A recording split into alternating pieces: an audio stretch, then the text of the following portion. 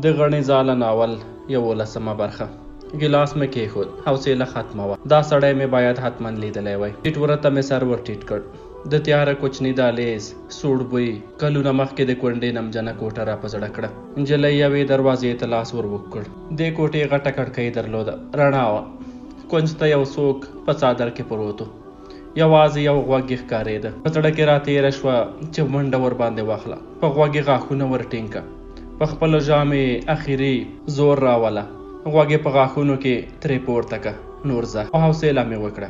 یو وار مې باید د مامور قدوس مخ لیدلی وای. نجلۍ خپل پلار ته ودرېده. په خواره خوله یې وویل: شیراغه، سړی غلی و. نجلۍ وویل: یوه ښځه دې لیدو ته راغلې ده. سړی وچونګېد. خامخا به چونګېد.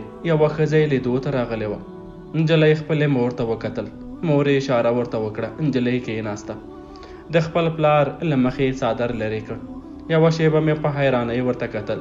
د سړي د غمبرو هډوکي پورته راختلي وو. سپینه اوږده ږیره یې درلوده.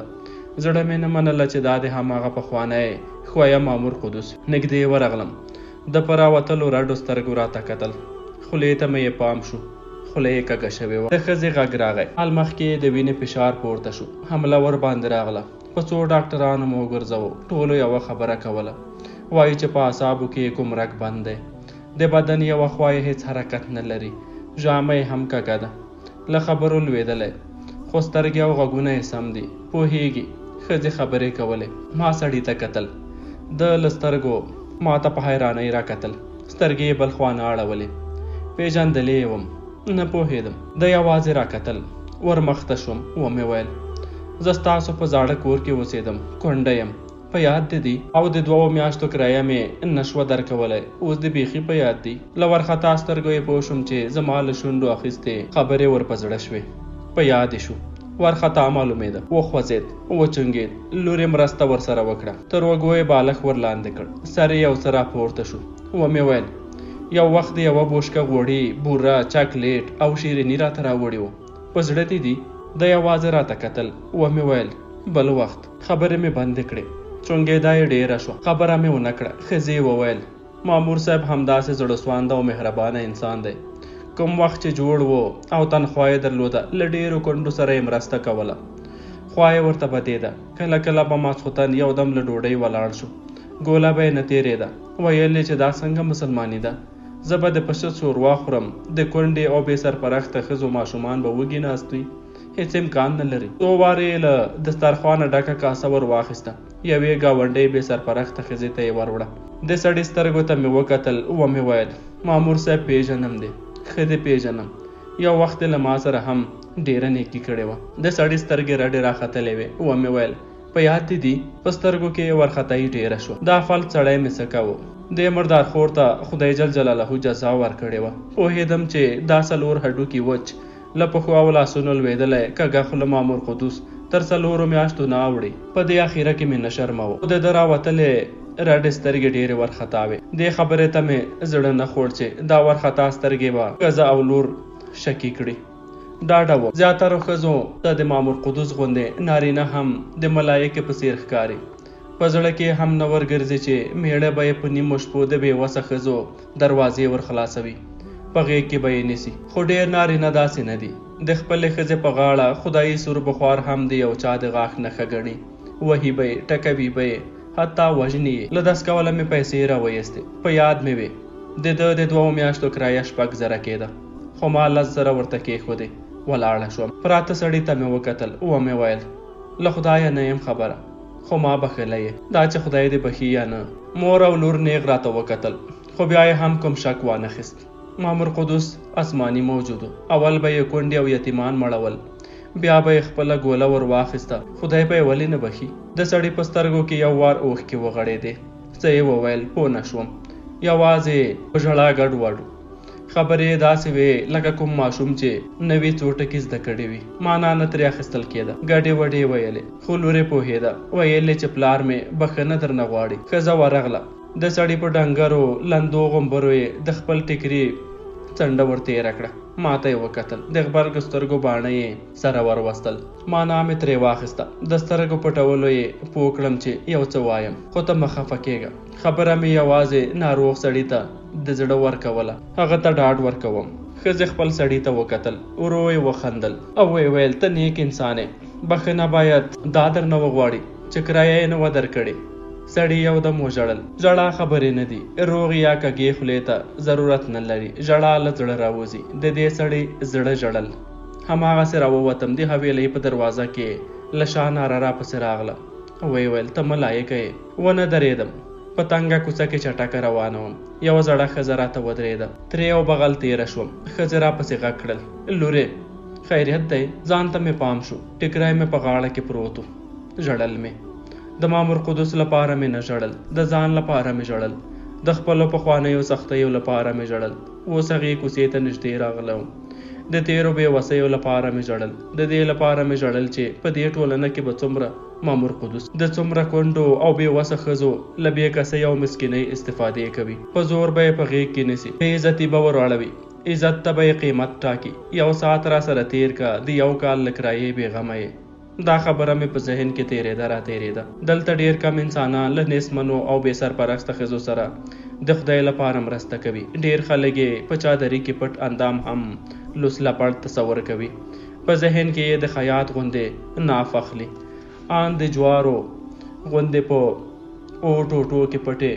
ملا ته یې هم اندازه ټاکي، څومره به وي، نری به وي که پنډه. عمر یې هم اسانه معلومولی شي. که په ټټر کې چادري نیغه ولاړه وه، ځوانه ده، خریدار لري. که زړېدلې وه، نه ارزي. پښې د عمر بله نښه ده. که یې سپینې او صافې پښې درلودې، یو دم یې پیریان ورته ونیسي، ورباندې مهربانه شي. اول یې واړه زوی یا لور ته لسګون ورکړي، بیا یې سکریم ورته واخلي، وروسته یې پخپله له اجازې پرته د کور بام ته ور وخیږي، واورې یې واچوي، له بامه بیرته کوڅې ته ټوپ. دا د خدای د رضا دپاره نه، بیا کور ته یو څه خوراکي مواد در ولېږي، مخکې نه ورځي.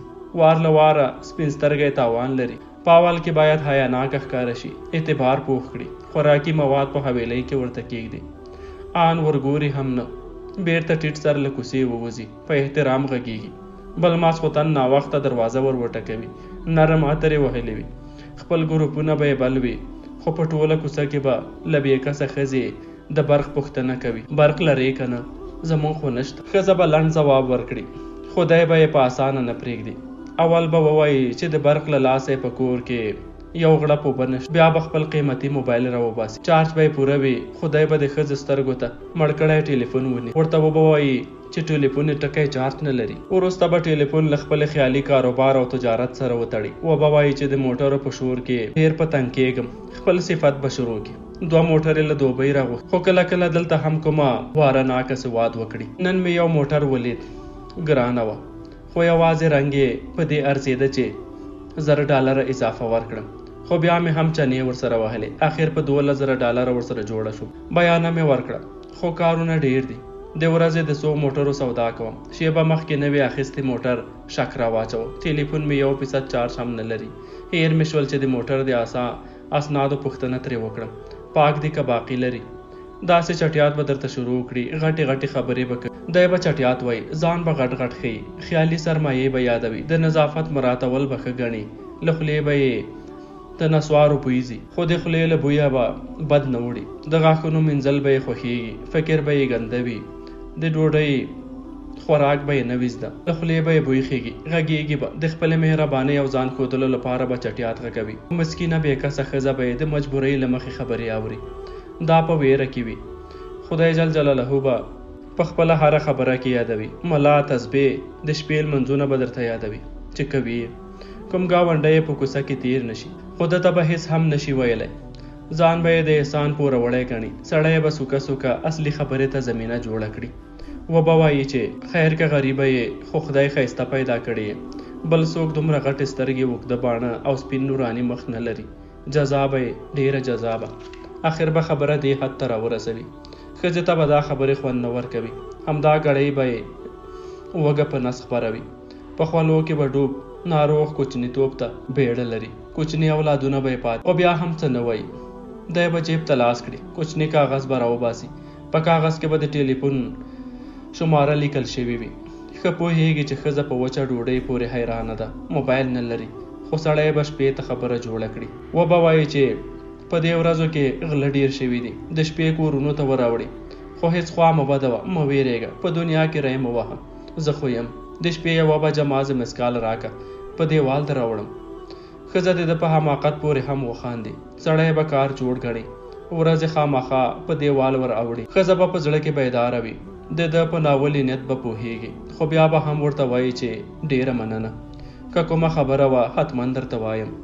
بخښنه به ترې وغواړي، دروازه به پورې کړي، خدای به د وره په لیخک کې پښه کېږدي. که زړور و حمله به پرې وکړي، په غېږ کې به یې ونیسي، بې عزتي به ور واړوي، ړنګه به یې کړي. که بې زړه و بیا به هم اعتبار نه خراوي، وبه وایي چې خیر ښه او بده پیښیږي. د ورځې هم غږ کولی شي، خو په جنسي فقر اخته زیاتره کسان به په کونډو او بې کسه ښځو زړور ورځي. پوهېږي چې د پوښتنې څوک نه لري. شرم خو هسې هم ترې کډه کړې ده، خپل مصرف او مهرباني بې نتیجې نه پرېږدي، په زوره یې په غېږ کې نیسي. زیاتره دا ډول بې کسه مجبورې او بې وسه ښځې د ګند ساه نه لري چې ولټېلې وهي، یوازې ژاړي، له ننجمه کوره وځي، لرې ځي، د ښار په بله څنډه کې په یوه زړه کوټه کې په کرایه اوسېږي. خو دلته هم مامور قدوس سپږمې پورته نیولې وي، بوی کاږي، رمباړې وهي. ژر پوهېږي چې کوڅې ته نوې کډه راغلې ده. څومره بختوره کډه، کونډه له خدای پرته هېڅ هم نه لري. ښه ده، د پوښتنې څوک نشته، میړه نه لري، ځوانه جانه ده. که یې شهوت قانع نه کړي نو د اولادونو تشې ګېډې به یې زر قانع کړي، مجبوري به یې قانع کړي، زموږ غوښتنو ته به غاړه کېږدي. دوی خدای هېر کړی، هېر نه، هسې یې هم هېر وي. ښځه به په کمیس، ټیکري، بنیان او چادري کې پټه وي، خو دوی ته به لوڅه لپړه ښکاري. په دې اړه فکر کوي چې ځان څنګه ور نږدې کړم، په پلانونو به بوخت وي. نږدې کېدا هم ډېر فکر نه غواړي. مازې اولادونه په اوبو کې له وچې لندې شوې ډوډۍ راپورته که، خو نیغ نشي ورتلی. اول په کوڅه کې د کونډې یا بې کسه ښځې د ماشومانو پر سرونو د مهربانۍ لاس ور تېر کړي، پاپړ اسکریم ورته واخلي، بله ورځ یو لسګون ورکړي. بیړه مه کوه، اول به باور پیدا کوي. کونډې ته باید مهربانه ښکاره شي. 1 هفته وروسته 5 لیتره بوشکه غوړي، چارک بوره، پاو چای او یو خلطار ځانبایه چاکلیټ وروړه. خدای مهربانه دی، کار به جوړ شي. دا خلک په ګندهتوب کې هم له خدایه مهرباني غواړي. ورکې که په چټلۍ کې چې څومره خلي وهې بوی ترې ډېرېږي. جړغونې کور ته راغلم. ټوله شپه مې د مامور قدوس د ښځې په اړه فکر کوه. مظلومه وه، هر څه یې منل، خو په خپل میړه یې د مرداخورۍ شک نه راته. که سجده روا وی، پزه او تندې یې په خاورو ورته ایښودل. ډېر کارونه ډېر ګرځېدا غواړي. کله کله به ماښام ناوخته کور ته راتلم، چاره نه وه.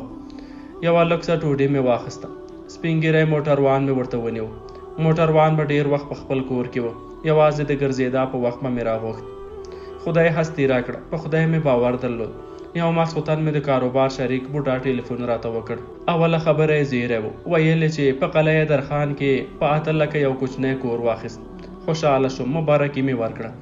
د راتلونکي جمعه د غرمې ډوډۍ راته وکړه. سهار مې موټروان راوغوښت. موږ د بډا په کور کې څو ساعته پاتې کېدا غوښت. د ده دومره ماتلي ښه نه وه. زوی مې له خپلو همصنفیانو سره پغمان ته میله یې درلوده. موږ ته یې ټکسي راوسته. زه او لور مې موټر ته وختو. بډا په ټلیفون کې ادرس راکړ. نوی کور مو ونه موند. دا وار په خپله سړک ته راغی. هغه پخوانی تورګیره لاسونه یې نه لرل، مخ یې تک سپینو، سپینه ږیره یې ځلېده، پاکې و توکړې جامې، توره نوې صدرۍ او ورېښمینه لونګۍ یې درلود. بوډا مې چې پاک او سوتره ولید، افتخار مې په خپل کار وکړ. له ځانه سره مې وویل، د ځان دپاره خو روزي هر څوک پیدا کوي. بختور هغه خلک دي چې د ده د کار څخه نور خلک هم د یوې مړۍ ډوډۍ څښتنان شي. نوی کور له سړک لرې و. ورغلو. خام دیوالونه یې لرل، خو کله چې مې دروازه خلاصه کړه، په وړې ګلالۍ حویلۍ کې 3 رنګ شوي کوټې ولاړې وې. زړه ښځه له خپلو انګندو سره مخې ته راغله. د ټولو خولې له خندانه سره نه ورتلې. ټولو ما او لور څخه مې راتاوې شوې، په غېږ کې یې ونیولو. دوی زموږ ورتګ ته خوشحالي کوله. کوټې ته ورغلو. ډک پاک د میوې قاپونه ایښي ول، پاک سوتره ماشومان، څوک تلویزیون ته ناست ول او چا په کتابونو کې لیکل کول. وروسته کلې میماني تیاره شوه. هر رنګه ډوډۍ یې تیاره کړې وه. دسترخوان له طعامونو ډک شو. بوډا خپل ټټر په دواړو لاسونو ونیو. ویل چې یو حج دې په ما پور دی، بیا یم دی، خو تر حج مخکې اول باید ځان ته واده وکړم. د خندا لپاره یې دا خبره وکړه. ټول یې وخندول. دوی له وړو خبرو خوند اخیست. خندلې، ولې به یې نه خندل؟ لکه رایې خیرن کوره راوتلي ول، په نس ماړه ول، لمسیان او لمسۍ مکتب ته تللې. خوارې پخوانۍ ورځې په زړونو کې هم نه ور تېرېدې. د ډاکټرانو دوا پیسې یې درلودې، عزت یې کېده. بوډا حج نه و کړی، یوازې د حج نیت یې درلود. خو ګاونډیانو مخکې له مخکې حاجي صاحب باله. د جومات په اول صف کې به ځای ورته پرېښودل کېده. څوک وایي چې خوشحالي په پیسو کې نه ده، دا خامخا ده. پیسې به سلا بلا خندا درولي. دا بوډا او دا کورنۍ مې مخکې هم لیدلې وه. د بوډا تور چاودې زخمی لاسونه، لمر سېزلې سپېره مخ، غوړ کالي.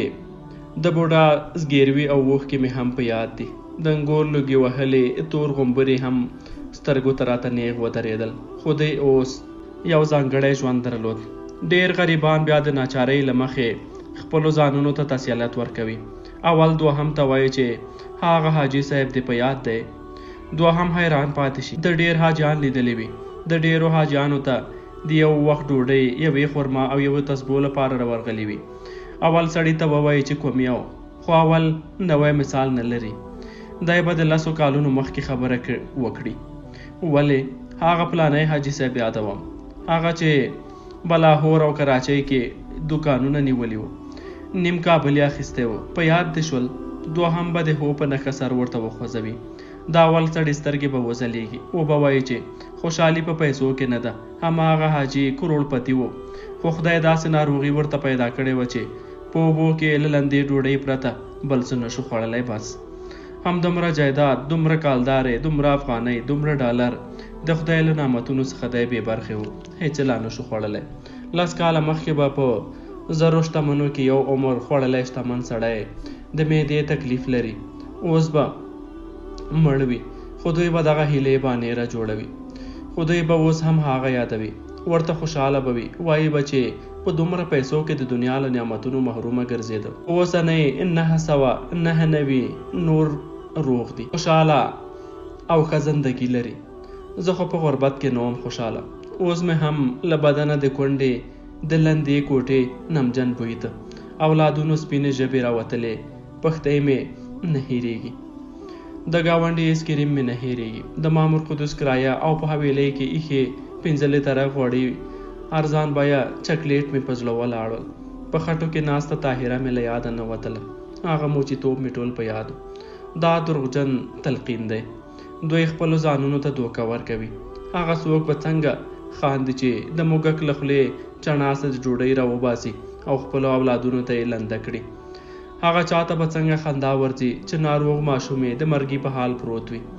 خدای د یو پاکټ ګولیو د اخیستلو وس ونه لري او په راوتلو رډو سترګو د خپل زړه نیمکښو مړو سترګو ته ګوري او وروستۍ ساوې یې شماري. یوه خبره ده، ډېر غربت به یا له ډېره درده خاندي او یا به رواني ناروغۍ لري، تشې ګېډې او د بېوسۍ له لاسه مرګ. حال اولاد یوازې په زړه کې پیچلی چونډۍ لري. خندانه دې کورنۍ اوس خندل، په نس ماړه ول. خندا یې طبیعي وه، له هر څه یې خوند اخیست.